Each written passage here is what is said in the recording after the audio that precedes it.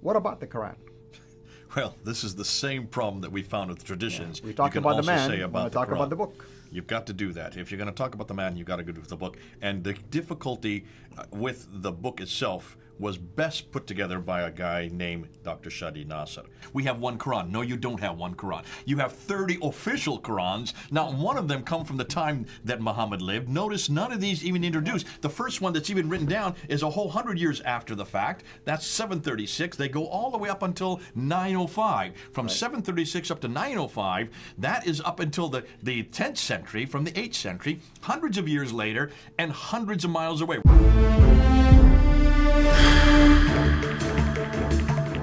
Welcome to Events and History, where we explore the origins, teachings, and historical development of Islam with a fact-based, analytical approach. What if everything we've been told about the Quran's origin is wrong?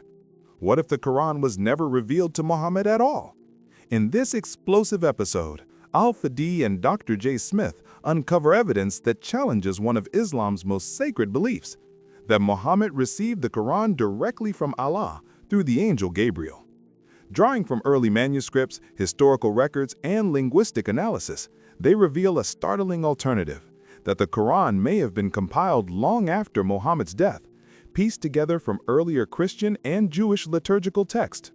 There is no record of such revelation during Muhammad's lifetime, no mention of a complete Quran in the 7th century, and no trace of Mecca or Gabriel in the earliest Islamic inscriptions.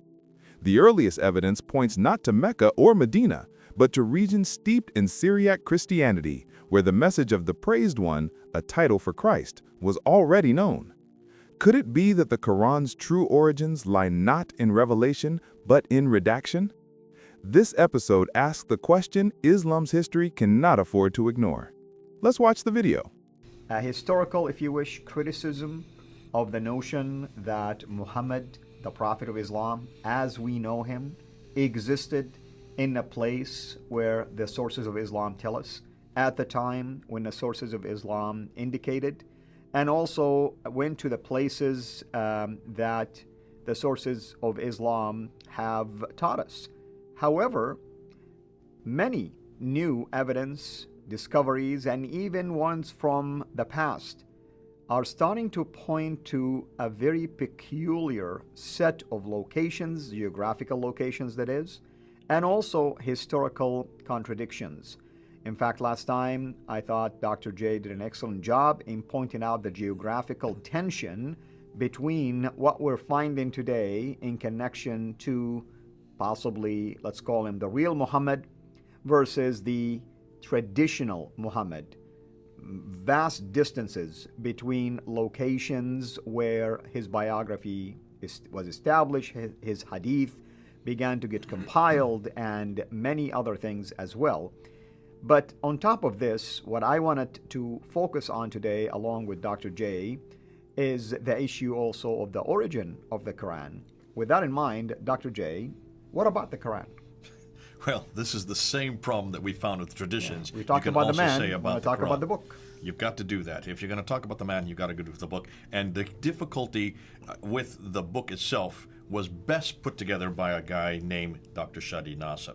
Dr. Shadi Nasser is a graduate, a PhD from Harvard University. He now teaches at Cambridge University. I would suggest in the academic world, he's considered to be probably the foremost on this whole problem of the compilation, or well, let's call it the canonization of the Quran. In fact, let me go to the slides and let's just show what we now are finding. Dr. Shadi Nasser did a book back in 2012 where he talked about the 5 stages of canonization. And these stages, he's saying, existed from within the traditions. They tell us about these so we can actually put them out there for people to understand. But he didn't say that. He said what people aren't doing is they're not looking at each one of these canons to realize a completely different Quran is being introduced in every one of these stages. Let's look at the first one, which is the one we're familiar with, and this is the Uthmanic recension, 652. That's what the Islamic traditions claim. Right. Fascinating. He's writing a book per canon. He hasn't written a book about this first one. Why do you think he hasn't written a book about this first one? Well, I mean, it's quite possible he doesn't have evidence or manuscript evidence of that collection. Maybe there is some questions about the origin of the story itself. It could Exactly. be a number And of that's the things. problem. Yeah. There is just nothing to go to. It's a complete blank. Isn't that interesting? It's the very same problem we're having with all the traditions earlier, with everything we know about Muhammad. We just can't find anything in the 7th century. You've heard Muslim after Muslim claim that they can trace the Quran all the way back to Uthman. And then I remember every time they come up there, I said, okay, where is that archetype? Where is that quintessential Quran that you're always talking about? And they always start to refer, they talk about the 7 readings, and they talk about the Nafi and Ibn Kathir and Abu Amr and Ibn Amir, and they talk about Asim and Hamza and Kasai. Hold on a minute, those aren't from this is not from that time period. This is not from the 7th century. That's the second canonization, and that's what Shadi Nasr, the second canonization from Ibn Mujahid. Let's look at the slide there. Ibn Mujahid, look at the date that we have from Ibn Mujahid. That's 936. That's the 10th century.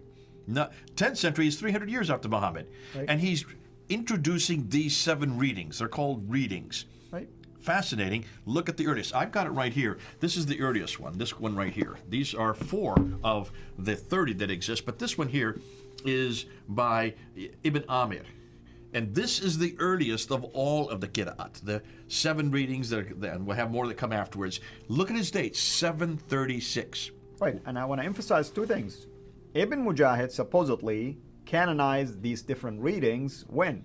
300 years after the supposed canonization by Uthman because of the different readings. Because of the different readings. That's number 1 problem. Number 2, the earliest out of all of those come actually from north, not from Mecca or Medina. This is from Damascus. Exactly. That's 1,200 miles further north. Right. And people aren't looking at the time period, and they're not looking at a map.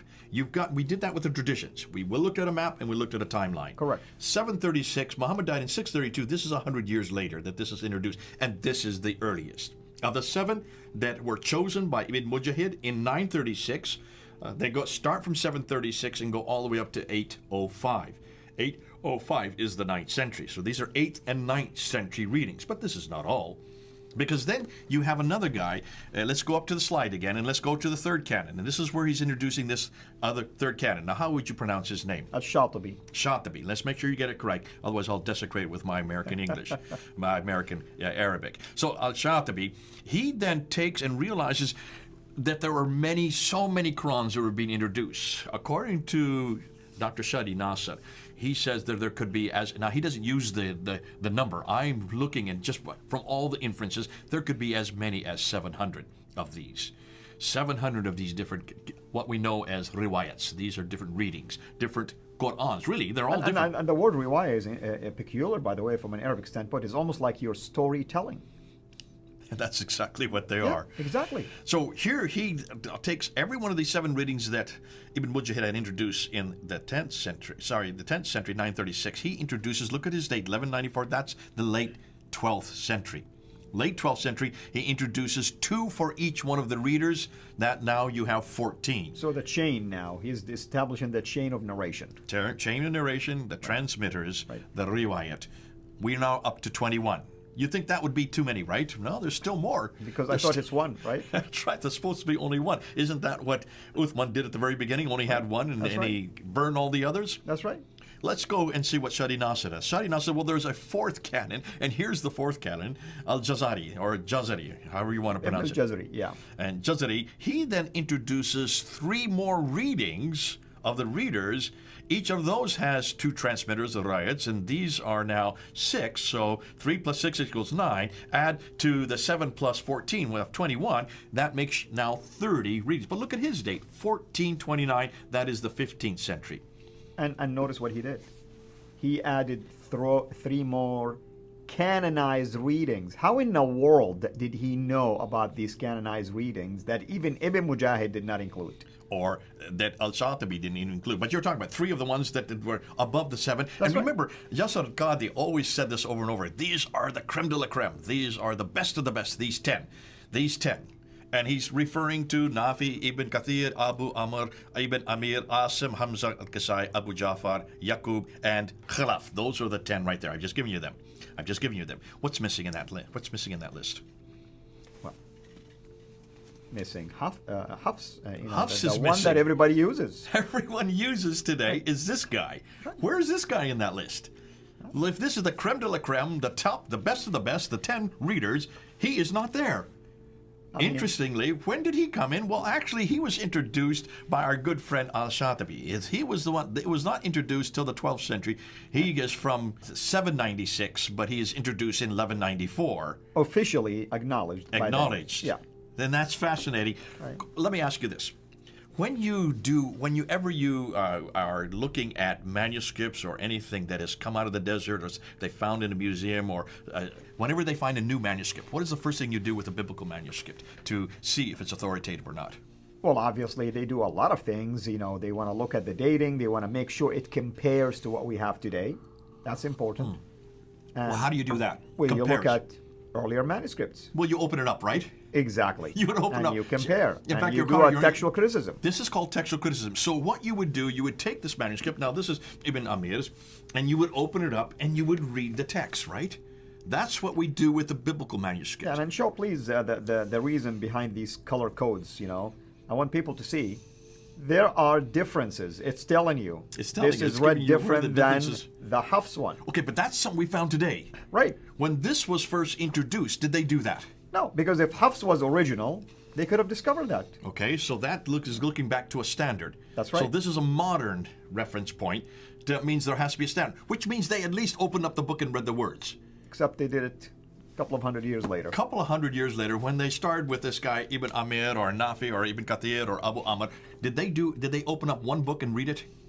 No. It doesn't look like it. So how did they choose these 7 readers? How did Ibn Mujahid choose these 7 readers? How did Al-Shatibi choose the next 14? And how did Al-Jazari choose the next 9? I'm going to use your own terminology, popularity contest. It was a popularity contest.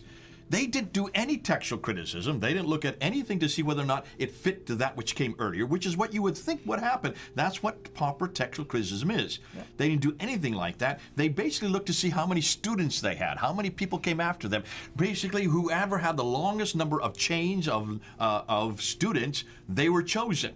They were chosen, but that's not all. Look at this one here. This is the second most popular one. This is called the Wash. This is known and used all over North Africa. How was this chosen? When this was chosen by Al-Shatibi, why did he choose this guy? Do you know what the reason is behind this? He Because didn't have very maybe many change of names. He was in Cairo, I think. Now, in fact, there were 2 others, Ismail bin Jafar and Al-Musayyabi, who were both in Medina, these are from Supposedly Nafi. Muhammad, right? That's lived Bashir bin there. Qureshi. Yeah. They were both in Medina, but he is not from Medina. Cairo. And they had many more students to come after them. So why weren't they chosen? And why did he So choose he lived this in guy? Al-Fustat, known as Al-Qahira. Right? There you go. Yeah. He was from a city that had not been chosen yet. Right. He was from Egypt, from Cairo or Al-Fustat. I have to keep doing that now because I'm going to have Yasser Qadi hammering all over the place. You don't know what the name Oh, is. don't worry. We're doing a deep dive, Dr. We're doing a Qadi. deep dive now. Yeah. When you go Yeah. back and look at, if that's the reason he was chosen, just because he came from a city that had not been chosen yet, they wanted to make sure they got that city included in all these riwayats. Is that how you choose textual or manuscript evidence or Qur'ans, or in this case, the greatest of all revelations? Jay, it's almost like you telling me, don't watch this guy's channel because they have less followers than me. Has nothing to do with the content, right? I mean, it's almost sound like this. There has been no textual critical analysis done on any of these. Nonetheless, look at the date 1429, that's the 15th century. You're talking about 800 years after Muhammad. They finally got the 30 that they wanted. These are the 30 that were all chosen because of how popular they were or where they lived. Nothing to do with textual criticism. Now they have 30. How many times have you been asked, how is it we can trust Matthew, Mark, Luke, and John? Because you have 4 different gospels of one event or one person's life and what he said and what he did. Now, how can we trust 4? Why don't you have 1? We have 1 Quran. No, you don't have 1 Quran. You have 30 official Qurans. Not one of them come from the time that Muhammad lived. Notice none of these even introduced. The first one that's even written down is a whole 100 years after the fact. That's 736. They go all the way up until 905. From 736 up to 905, that is up until the 10th century, from the 8th century, hundreds of years later, and hundreds of miles away. We're going to talk about that a little later. And I want to add something. I mean, it baffles me. I mean, I truly mean it. When I hear so-called scholars who actually buy into this as a authentic source to authenticate the Quran that we have today, to authenticate the so-called the Uthmanic Rasm, the Uthmanic collections. Well, in our case, all of these gospel accounts are eyewitness accounts. Right. Eyewitness account. None of these is eyewitness. Okay, well, 2 of them are eyewitnesses, and 2 got it from the eyewitnesses. You're talking about the gospel accounts. Now, let's just go through this. This became a real problem. Shadi Nasser talks about this, because look, we only have 4 canons there. He said there were 5 canons. So what about the 5th canon? This became a huge problem in Cairo in the 20th century. There in Cairo, they had a problem with high schoolers because the high schoolers were coming to do standardized testing, and as they were writing references about the Quran and they were writing what they had memorized, they were writing verse by verse by verse, the people who were examining the test said, we can't make sense of this because there's 30 different ways of saying the same thing. Right. How do you standardize the test? You can't with 30 different Qurans with saying 30 different things. So they went to a man named Muhammad ibn al-Husayni al-Haddad, who was a scholar at Al-Azhar University there in Cairo, and they said, could you choose one of them? Could you just choose one of them out of these 30? So he chose this one. He chose this one. This is Hafs' Quran. And where does Hafs come from? He comes from Kufa. Kufa is in Iraq. Iraq is not northern location. Another northern. We're going to get to that in the next next episode. So he chose one that didn't even come from where the Qurayshi dialect was introduced. But he doesn't even choose the guy that he should have chosen. He should have either chosen Nafi or Ibn Kathir or Ilis Abu Jafar. Those 3, exactly, or their students or their transmitters from those 3. Mecca, Medina, Mecca or Medina, because that is where the Qurayshi dialect would have been spoken. That's where Muhammad lived, and that's why Uthman chose that one and burned all the others. He burned all the ones from Basra. He burned all the ones from Kufa. He burned all the ones from Damascus and only retained the ones that he had there, Mecca, Medina. And what does Muhammad al-Haddad do? He chooses the wrong one. He chooses this one, which has nothing to do with Medina, is way up in Iraq, in Kufa, and this guy was known as a liar. And this guy was known as a cheat. We have 7 traditions about him, right? 7 different ones that we have today. Exactly. Because there were many differences. Now there have been many changes between 1924 and 1936 when they did decide to make it Egypt-wide, and that's why it is known, that one is known as the 1936 rendition.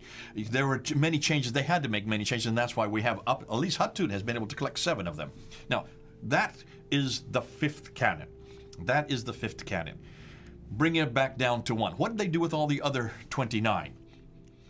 Now, I said this once before, and Yasser Qadri really attacked me last week for saying, Jay, you're going to say that they took all the Qurans that were in the world, that they disagreed, and threw them into the Nile? No. Let me just say on camera again, no one said they took all the Qurans in the world. They took all those high schoolers' Qurans that disagreed, that they didn't want them to use anymore, just in Cairo, all the high school Qurans that they had been using to answer their test questions, and they took those onto a boat and they dumped it into the Nile, thinking that would solve the problem.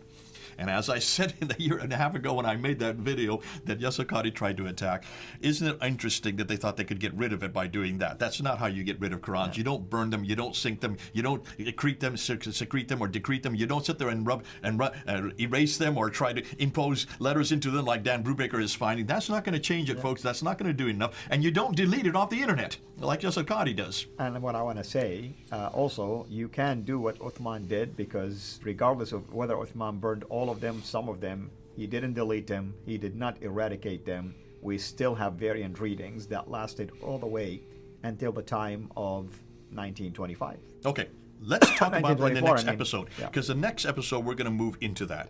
And that's so important, because once we get to the next episode, I want to unpack, there are problems with every one of these canons. But can you see, Shadi Nasser, who is now, the Muslims don't want to deal with him because he's such an intellect, he's such an academic. You don't touch him because of the fact that he is actually going back to the original tradition, and he's just bringing him down to layman's terminology so we can read them and then we can use them. I want to unpack and show you there are problems with every one of these canons. And for that, we are really thankful for the work that people like Dr. Shadi Nasser do, your work, Robert Spencer's work, and Dr. Brubaker's and others as well. Brother, thank you so much. We can't wait, of course, until we hear more in the next episode. If the evidence presented here holds true, then the story of the Quran's revelation is not divine history, but constructed memory. The earliest manuscripts reveal layers of editing, missing verses, and Christian and Jewish phrases woven into its fabric. There is no trace of a complete Qur'an, no eyewitness to its revelation, and no historical record linking it directly to Muhammad. Also, the missing references and the late emergence of key Islamic doctrines all suggest that the Qur'an evolved over time, shaped by politics and theology rather than prophetic inspiration. Al-Fadi and Dr. J. Smith show that what was once believed to descend from heaven may have, in fact, risen from the hands of men seeking to define power and faith. This doesn't erase history, it clarifies it. The question now is no longer if Muhammad received the Quran, but who truly wrote it, when, and why. The answers may shake centuries of tradition, but truth, as always, can withstand the test of evidence. Thank you for watching this video. Please like and share this video so others can see it. Don't forget to subscribe and turn on notifications for more Islamic history content. Stay with us as we sift through history to find out what the standard Islamic narrative on the Islamic Awareness website is hiding regarding the origin of Islam. Jesus is Lord.